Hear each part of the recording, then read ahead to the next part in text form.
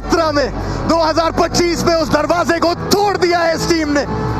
Congratulations to you, finally हम लोग world cup जीत चुके हैं। और अगर आपको भी क्लाउड कंप्यूटिंग में जीतना है तो आपको ये जो टॉपिक मैं पढ़ा रहा हूँ वीपीसी का, इसको अच्छे से पढ़ना पड़ेगा, इसको मास्टर करना पड़ेगा। तो कल मैंने आपको बताया था कि वीपीसी एक प्राइवेट नेटवर्क होता है क्लाउड में।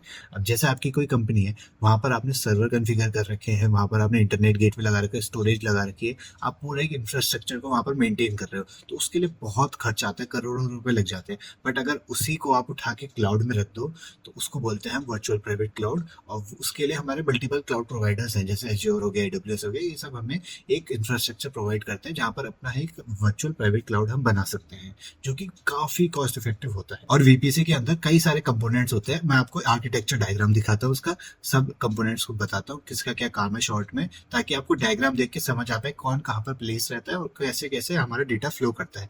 तो आओ आपको दिखाता हूँ। तो देखो, ये हो गया हमारा AWS का क्लाउड। अब इसको आप ऐसे मान लो ये एक शहर है। अब इस शहर के अंदर हमारी एक सोसाइटी है जिसको हम बोल रहे हैं वीपीसी, मतलब वर्चुअल प्राइवेट क्लाउड। इसको आप एक सोसाइटी की तरह मानो। और उस सोसाइटी के अंदर एक कमर्शियल एरिया भी होता है, जैसे जहाँ पर नॉर्मल पब्लिक आती है, और वहाँ पर फ्लैट्स भी होते हैं जहाँ पर लिमिटेड लोग आते हैं या जो रह रहे हैं सोसाइटी में उनके गेस्ट आते हैं।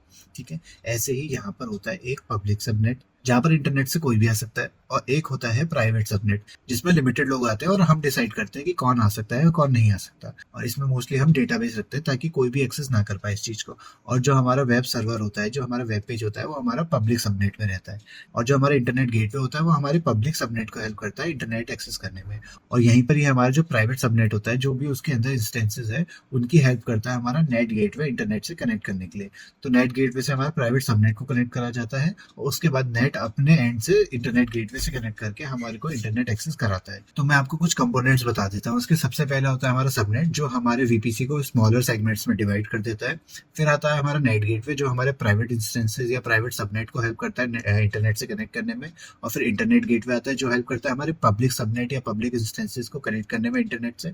फिर आता है सिक्योरिटी ग्रुप, जो एक्ट करता है हमारे फायरवॉल की तरह हमारे इंस्टेंसेस के लिए। जो भी हमारे इंस्टेंस है, इनके लिए वो एज अ फायरवॉल एक्ट करता है। तो ये देखा जाए तो इंस्टेंस लेवल पे वर्क करता है। और फिर आता है हमारा NACL, network access control layer, जो कि हमारे सबनेट लेवल पे काम करता है। जो यहाँ पर पब्लिक सबनेट है और प्राइवेट सबनेट है, इस लेवल पे ये कनेक्ट होता है NACL। फिर आता है हमारा इलास्टिक आईपी, जो कि आपको मैंने बता रखा है, एक हमारा स्टैटिक या फिक्स्ड आईपी होता है।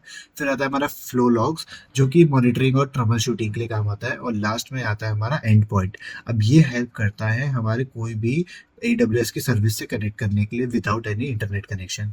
तो इसमें क्या होता है, वो इंटरनली ही हमारे को एक्सेस दे देता है AWS सर्विसेज का। तो ये सब हमारे मेन कंपोनेंट्स है वीपीसी के। अब कल मैं आपको सबनेट के बारे में बताऊंगा डिटेल में। तो ये था हमारा आज का वीडियो। कल मैं मिलता हूँ आपको डे 42 में।